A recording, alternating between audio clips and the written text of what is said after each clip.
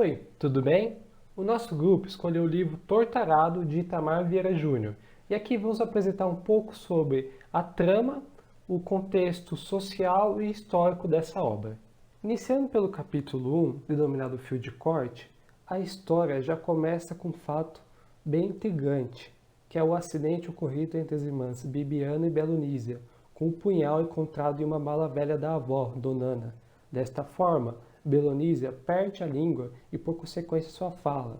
Assim, Bibiana se vê responsável pela irmã e torna-se um pilar importante para a comunicação de Belonísia, o que acaba aprofundando cada vez mais a relação entre as duas. Tal acontecimento é retomado com o decorrer do capítulo e é possivelmente um dos eventos mais importantes da história, já que ali é definido o pacto de vida entre as irmãs. O capítulo 1 ele tem como narradora Bibiana e ela faz toda uma apresentação do contexto social e cultural que ela e sua família vivem. Então também ela retrata o espaço em que a história se passa, que é uma fazenda chamada Água Negra, e essa fazenda pertence à família Peixoto. Ela é localizada no sertão brasileiro com a presença de biomas de cerrado e caatinga. Um fato bem interessante é que tem como base a região a Chapada Diamantina, porque foi ali que Itamar Vieira Júnior realizou algumas pesquisas e tomou como inspiração para a produção do livro Torturado. O tempo não se tem uma linha de tempo bem definida pelo autor. Ele usa referências de época. Por exemplo, no capítulo 1 ele trata o carro Ford Rural, que é um carro que teve início de produção na década de 70. Mas, entretanto, em outros capítulos mais à frente, na história, ele faz outras abordagens em outras linhas temporais. Então ele acaba indo para o passado ou dando um contexto mais atual.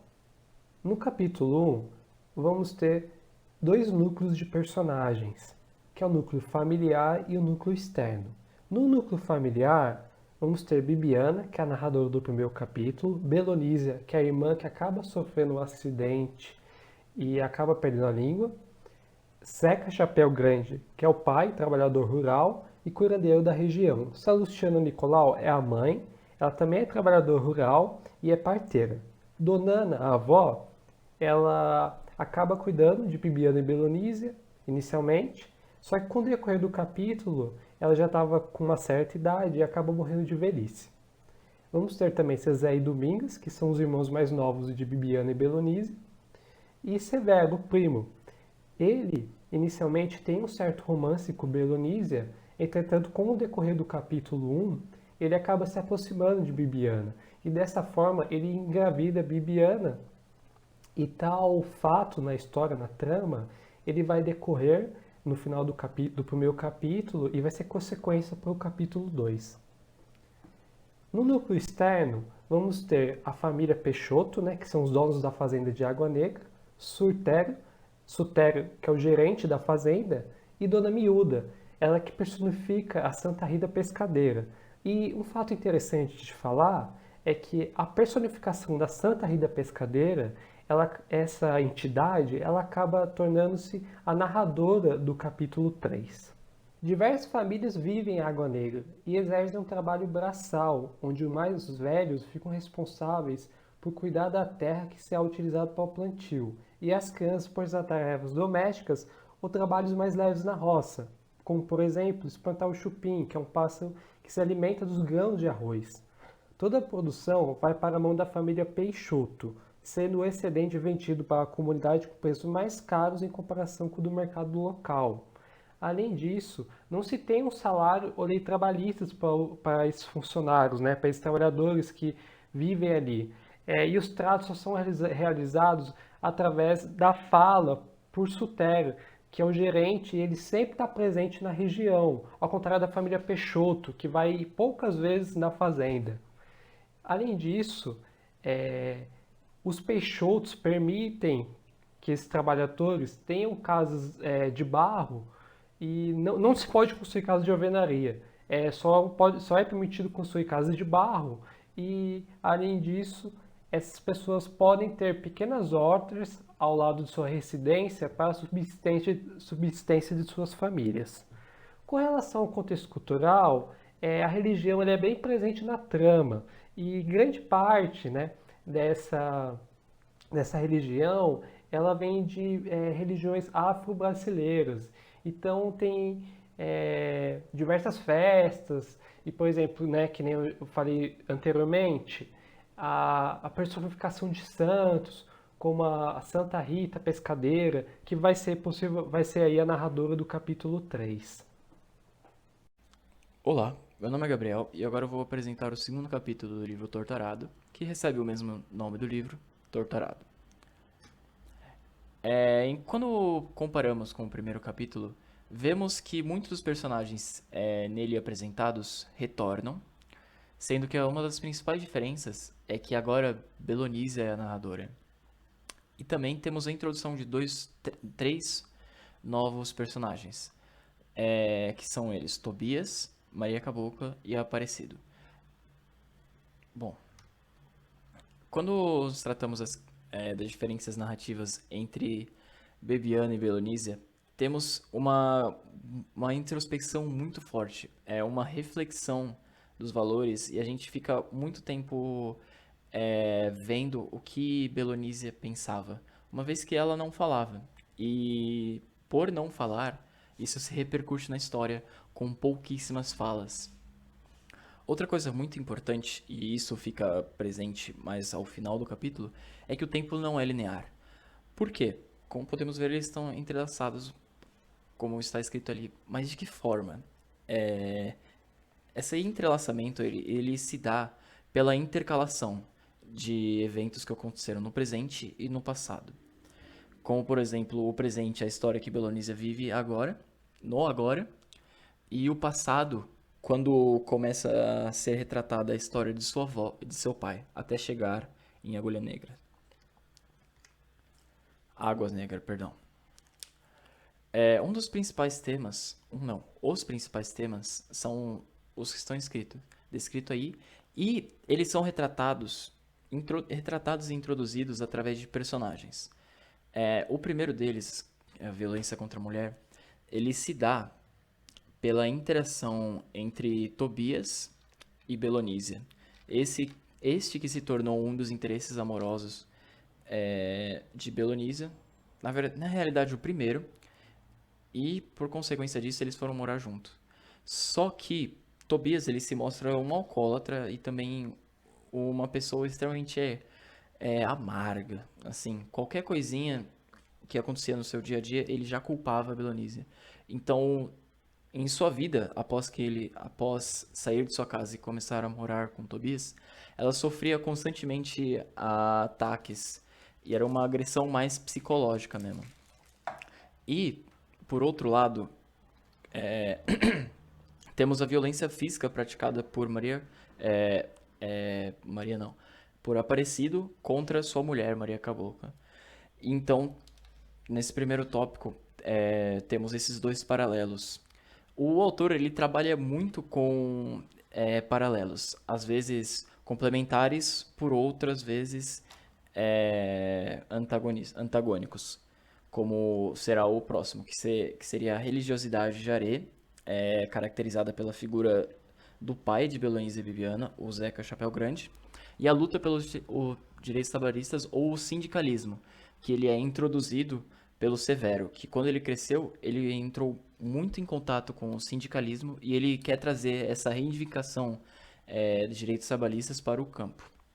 Só que, como eles entram em conflito? Primeiramente, era porque Zeca era uma figura extremamente influente. E ele era como se fosse a cola daquela sociedade. Ele que mantinha aquela sociedade trabalhadora rural unida, devido às suas práticas religiosas, tanto que ele fazia várias festas e o povo ia e se encontrava lá. E por causa disso ele era como uma figura de união dos trabalhadores rurais. Só que, com o correr da história, ele morre.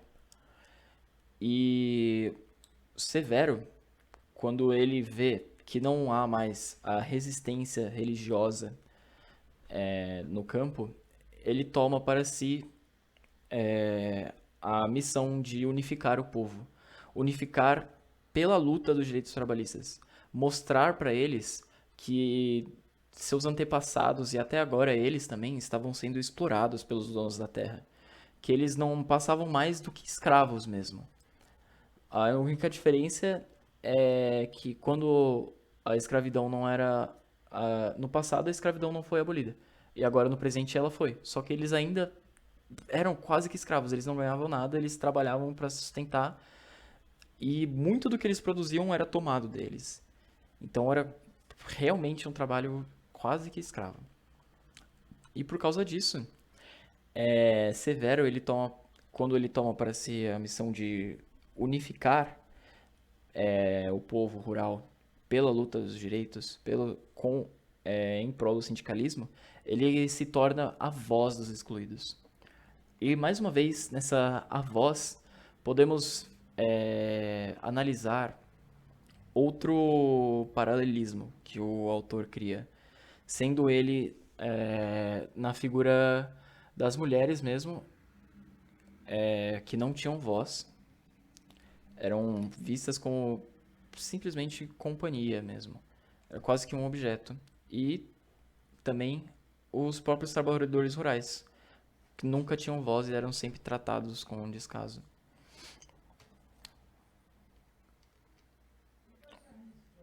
Opa. E agora, só uma curiosidade mesmo, nesse capítulo que a gente descobre de onde vem a palavra torturado. No meio do capítulo, Belonísia, quando ela se encontra sozinha, ela tenta mais uma vez praticar a pronúncia das palavras. E a palavra que ela escolhe para praticar a voz, o falar, é arado, porque era um objeto que ela se identificava muito no campo. Só que toda vez que ela falava, a palavra arado, ela saía torta, falava de um jeito errado. E é por isso, torto arado. O capítulo 3, diferente dos dois anteriores, não é narrado por nenhuma das irmãs, e sim por uma entidade conhecida no Jaré. Santa Rita, a pescadeira, conta que passou anos habitando o corpo das pessoas e que vivenciou muitos acontecimentos na Chapada Diamantina, como a exploração de pedras preciosas, responsável por matar e enlouquecer muitos homens, além de degradar o meio ambiente com as dragas e fazendo com que a tradição e cultura do povo que ali vivia se perdesse. Conta que, embora já houvesse leis contra a escravidão, os donos de escravos tentavam burlá-los oferecendo terras para plantio e espaço para a construção de casas. No entanto, esses acordos eles eram enganosos, pois os escravos continuavam trabalhando excessivamente nas terras e não tinham tempo para cuidar das suas próprias vidas. Eles eram impedidos de construir casas como as dos donos e ainda tinham que entregar parte da colheita. Essa prática era uma forma disfarçada de manter a escravidão e perpetuar a exploração de mão de obra. Santa Rita habitou por muito tempo o corpo de Miúdo, uma mulher forte que vagava de terra em terra e que, com medo da violência, não se dizia negra, mas sim índia. Índios no Brasil, naquela época, eram toleráveis e protegidos pela lei, indicando que havia uma identidade racial moldada pela opressão. A entidade acompanha histórias das irmãs Bibianas e Belonísia e fica triste ao ver que Severo, um homem que tanto lutou pela liberdade de seu povo, foi morto e teve um inquérito dizendo que ele foi assassinado por conta do seu envolvimento com o tráfico. Esse argumento era bastante comum entre os policiais naquela época para poderem matar as pessoas negras. A entidade viu Bibiana tomar coragem e discursar na frente de todos de Água Negra, mesmo com Salomão presente lá para tentar intimidá-la. Dizia que não ia deixar o legado de seu marido ser manchado por mentiras e que ninguém naquele lugar deveria parar de lutar pelos seus direitos. E mesmo assim, a entidade também vê Bibiana perder todas as suas esperanças de conseguir uma vida melhor após a morte de Severo. A história da faca finalmente nos é apresentada. Dona Ana havia roubado o objeto de um dos senhores da fazenda quando o mesmo se descuidou. Ela tinha intenção de ganhar dinheiro e ainda era uma chance de se vingar por conta de todos os anos trabalhando excessivamente naquela fazenda. Mas a faca, por sua vez, só trouxe tragédias para ela, quando ela precisou usar para matar um homem que abusava sexualmente de sua filha, e outro quando Belonísia cortou a sua língua, fazendo com que Dona Ana tivesse que se livrar da faca de uma vez por todas. No final de tudo, a entidade se cansa de ter visto todo aquele ódio, toda aquela violência desde a chegada dos escravos da África e de forma sutil usa Bibiana e Belanísia para orquestrar uma emboscada para matar Salomão. Os habitantes daquela fazenda, após a morte de Salomão, começam a enfim construir casas de alvenarias, que são casas que durariam mais. E Inácio, um dos filhos de Bibiana, decide sair de casa. Ele não acredita que seu pai teve envolvimento com tráfico de drogas e que sabe que seu pai foi um homem justo e ele quer seguir os seus passos. E assim se encerra a história de Torturado. Uma história repleta de simbolismo e que se preocupa em retratar o quão difícil era a vida dentro daquelas fazendas. O quanto a ganância, intolerância e racismo destruíram diversas famílias que viveram naquele lugar. Torturado é um livro que nos ajuda a entender mais sobre a história de nosso país e sobre a nossa cultura. O livro é denso, mas é de fácil entendimento, o que o torna uma ótima leitura para quem se interessa sobre a história do Brasil. Não à toa, o livro de 2019, escrito por Itamar Vieira Júnior, foi vencedor do Jabuti, o mais tradicional prêmio literário brasileiro. Foi vencedor do Leia e Oceanos, prêmios de extrema importância dedicados a escritores de língua portuguesa, além de já ser considerado por muitos o mais novo clássico da literatura brasileira. Por fim, aqui termina a nossa apresentação. Muito obrigado por nos acompanhar até aqui.